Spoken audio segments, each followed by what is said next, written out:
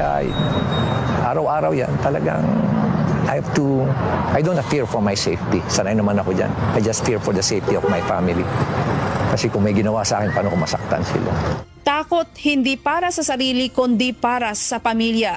Ito ang nararamdaman ngayon ni dating Criminal Investigation and Detection Group o CIDG Chief at ngayon Baguio City Mayor Benjamin Magalong sa natatanggap na mga banta sa kanyang buhay. Bunsod umano ito ng kanyang pagsisiwalat ng mga kalakaran at korupsyon sa mga sangay ng pamahalaan gaya ng Kongreso. Nauna nang sinabi ng alkalde na sa tuwing may sumasama sa sortie ni House Speaker Martin Romualdez, bawat kongresista ay tumatanggap ng 777 o 7 milyong piso para sa Assistance to Individuals in Crisis Situation o AICS o ayuda para sa kapos ang kita program o AKAP. Mayroon din umanong 7 milyong piso para sa Medical Assistance for Indigent Program o MAIP at 7 milyong piso para sa tupad na may kabuang humigit kumulang 21 milyong piso. Gayon din ang 30-30-30 scheme. Ayon kay Mayor Magalong, nag-aalala siya dahil iniisip niya ang katotohanan ukol sa korupsyon at ang kaligtasan ng kanyang pamilya.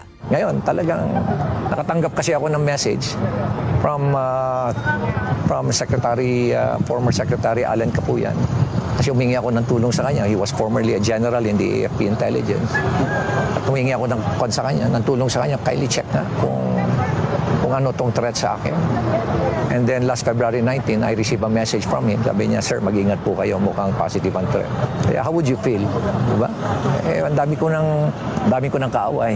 Naniniwala rin ang alkalde ng General Appropriations Act o GAA 2025 ay ginawa para sa election fund. Classic example na lang yung ginawa nila sa ating yung appropriations, di ba? GAA, tingnan mo yung ginawa nila. No less than the president, sabi niya, is a different animal. Saan ka nakakita ng ganun na kukunting tao lang? Mga lawmakers lang, sila lang nag-usas para binago yung buong bicameral, yung NEP.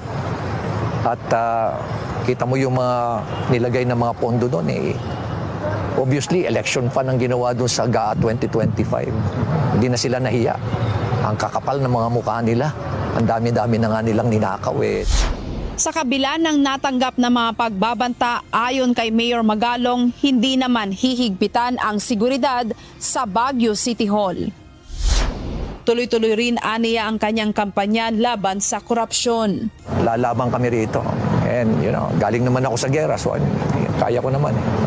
I'm willing to die for this country. Lalaban kami rito, hindi kami hihinto rito. Samantala, mariin naman